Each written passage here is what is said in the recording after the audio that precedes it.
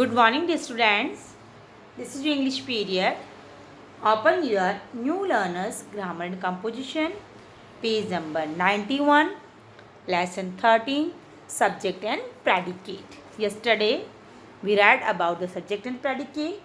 Today we'll do more activities, more exercises which are given in this chapter. Let's practice. In the sentences below, the subject and the predicate have been separated. Join the subject with its matching predicate by drawing arrows. Many people cheered the cadets left at the end of the show came to the NCC show. Many people came to the NCC show.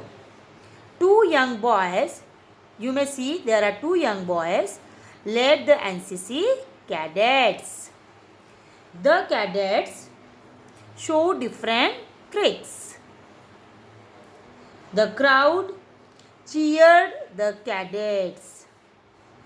The crowd left at the end of the show. Okay. We have matched subject with predicate. Now let's learn. The following steps help to divide a sentence into its subject and predicate. First of all, find the verb in a sentence. In the sentences given at the beginning of the chapter, verbs have been shown in italics. The verb part starts from the first verb, went, sat, have. Ask a question using the verb part.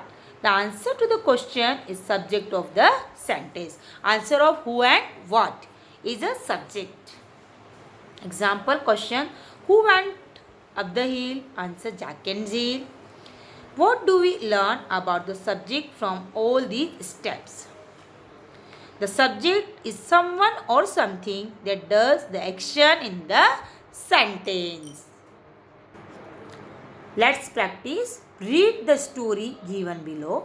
Divide the sentences into their subject and predicate parts by drawing a line or slash between the two parts. We have to make a slash between subject and predicate. First, a shepherd found a baby wolf. A shepherd found a baby wolf. Found is a verb. So, found a baby wolf is a predicate. And answer, who found a baby wolf? Answer is a shepherd. So answer is subject. The shepherd brought the wolf home. Brought is a verb. That's why this part is called predicate. Who brought the wolf home? Answer is the shepherd. It is subject. So we make a slash here.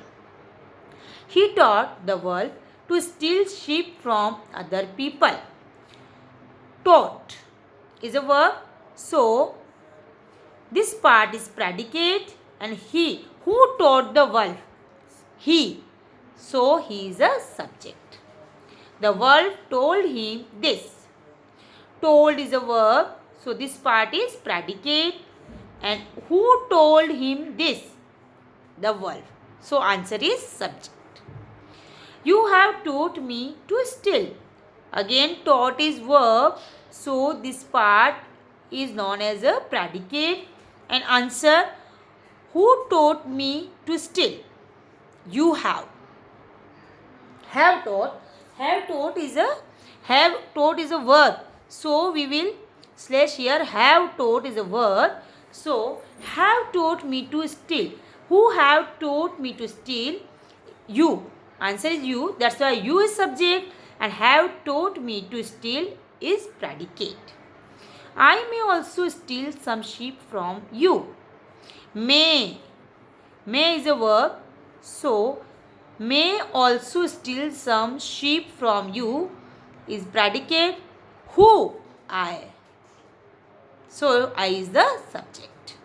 The shepherd learned his lesson from the wolf. Learned is a verb. So, this part of the sentence is predicate and the shepherd is subject.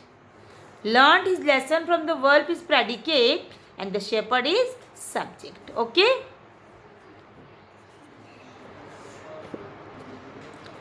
Read the story given below, circle the subject part and put the predicate part in brackets. It is a very interesting story of Akbar and Birbal.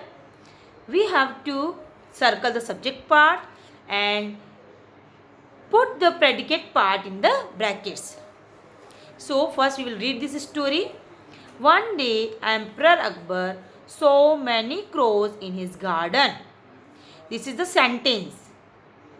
One day Emperor Akbar saw many crows in his garden. So is a verb.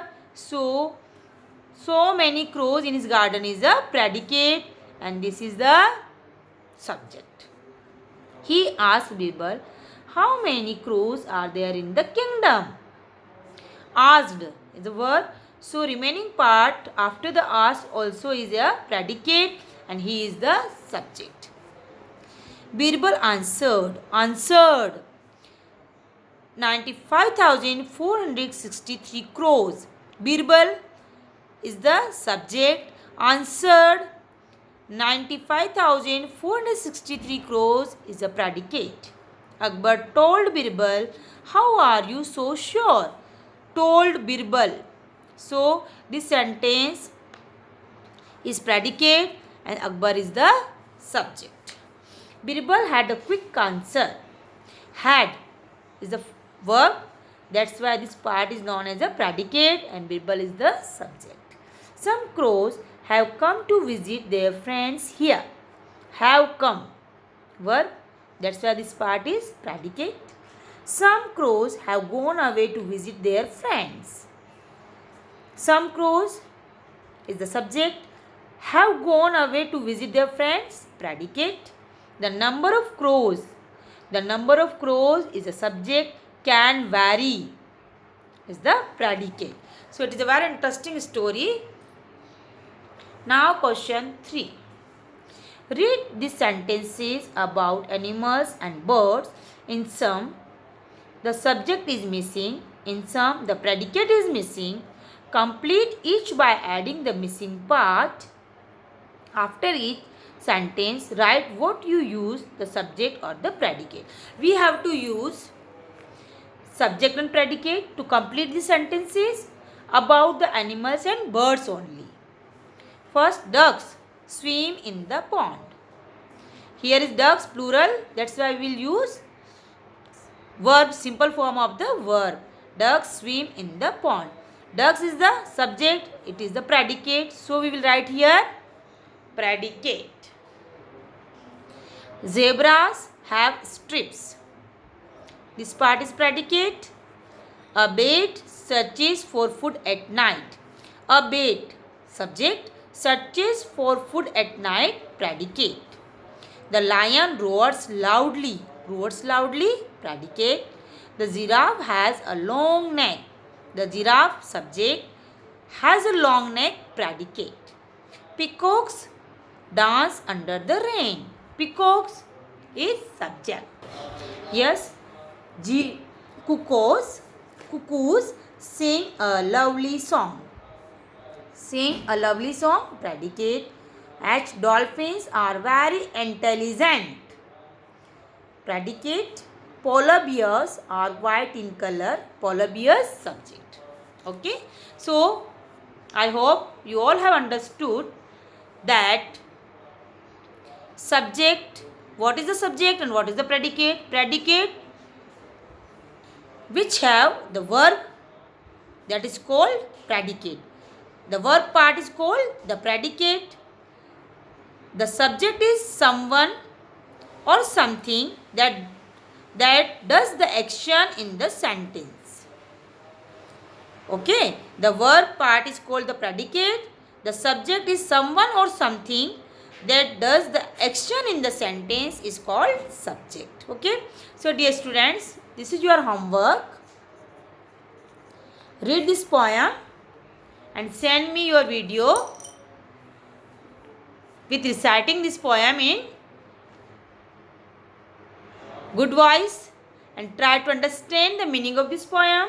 This is your homework. If you will be unable, then I will give you the explanation of this poem. Okay, this poem is about subject and predicate song.